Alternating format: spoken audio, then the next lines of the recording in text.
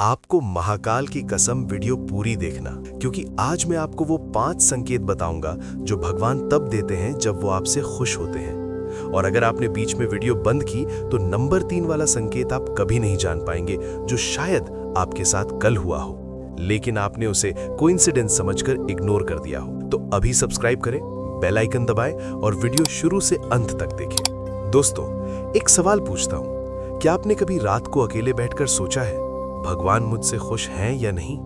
क्या मेरी पूजा पहुंच रही है? क्या मेरी प्रार्थना सुनी जा रही है?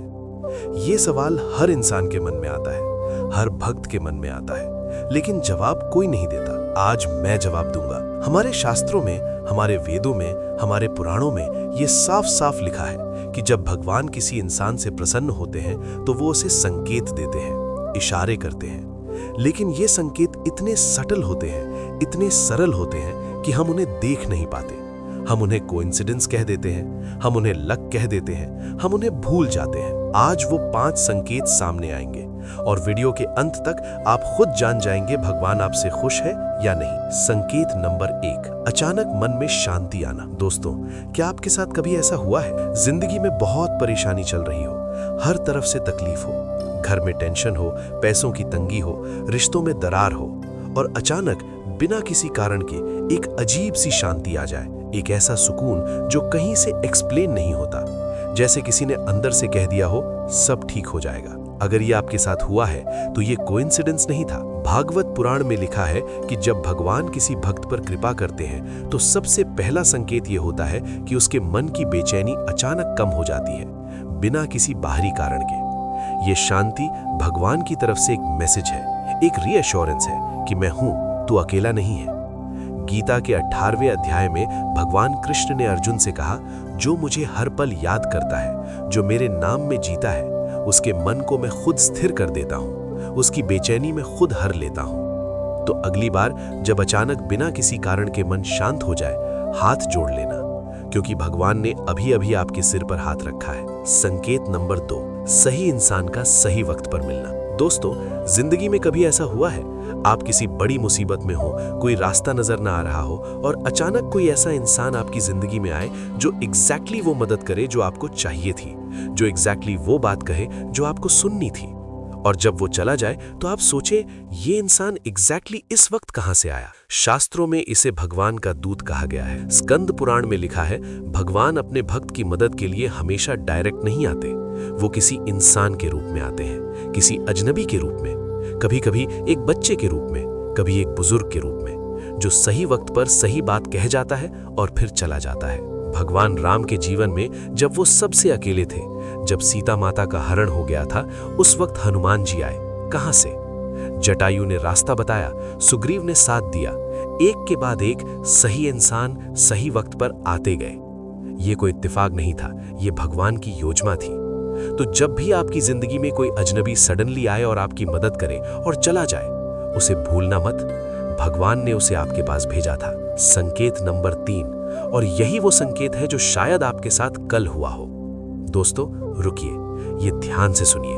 क्या आपके साथ कभी ऐसा हुआ है कि आप किसी बड़े एक्सीडेंट से बाल बाल बचे हों, गाड़ी चला रहे हो और 1 सेकंड के लिए ब्रेक देर से लगता है तो सामने वाले से टकरा जाते, या घर में कुछ गिरने वाला था और एग्जैक्टली उस वक्त आप वहां से हट गए, या कोई बीमारी थी जो डॉक्टर्स के अनुसार सीरियस थी लेकिन अचानक ठीक हो गई? हम इसे किस्मत कहते हैं, हम इसे लक कहते हैं।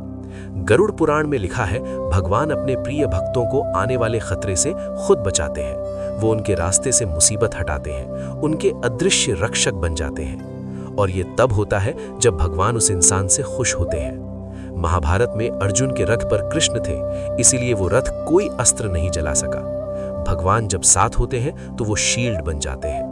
तो अगर आप किसी बड़े हादसे से बचे हैं और आप सोच रहे हैं कि कैसे बचा, तो जवाब ये है, भगवान आपसे खुश थे और उन्होंने आपको बचाया। संकेत नंबर 5, पूजा में मन लगना। दोस्तों, ये बहुत प्रैक्टिकल संकेत है और बहुत लोगों को ये नहीं पता।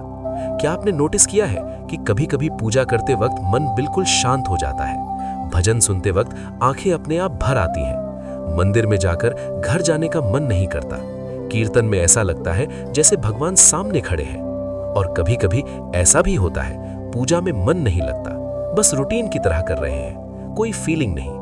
नारद भक्ति सूत्र में लिखा है, जब भगवान भक्त पर प्रसन्न होते हैं तो उसका मन खुद भक्ति की तरफ खींचता है।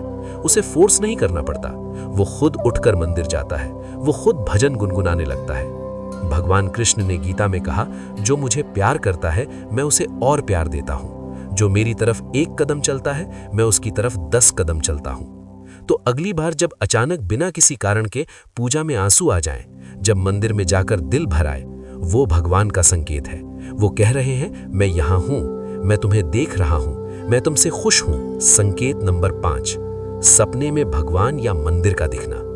दोस्तों, ये 5वां संकेत सबसे स्पेशल है और शास्त्रों में इसे सबसे बड़ा शुभ संकेत माना गया है। क्या आपने कभी सपने में भगवान को देखा है? कृष्ण को, राम को, शिव को, माँ दुर्गा को, या कोई मंदिर देखा हो, कोई दिव्य रोशनी देखी हो, कोई ऐसा सपना जो जागने के बाद भी याद रहे, जो इतना विविड हो, इतना रियल लगे कि आप कंफ्यूज्ड हो जाएं कि ये सपना था या हकीकत। अथर्ववेद में लिखा है, देवता अपने भक्तों से स्वप्न के माध्यम से संवाद करते हैं। जब कोई भक्त बहुत श्रद्धा से पूजा करता है तो भगवान उसे सपने में दर्शन देते हैं। ये दर्शन एक आशीर्वाद होता है। हमारे घर के बुजुर्ग इसीलिए कहते थे, अगर सपने में भगवान दिखे तो किसी को मत बताना, वो आशीर्वाद तुम्हारे लिए है, उसे अपने मन में रखो और उस दिन जरूर किसी जरूरतमंद की मदद करो। दोस्तों, आज मैंने आपको भगवान के वो 5 संकेत बताए। अचानक मन में शांति आना, सही इंसान का सही वक्त पर मिलना, बड़े खतरे से बाल बाल बचना, पूजा में मन का अपने आप लगना और सपने में भगवान का दर्शन होना। अब एक काम करिए, आंखें बंद करिए और सोचिए, इन 5 संकेतों में से कितने आपके साथ हुए हैं?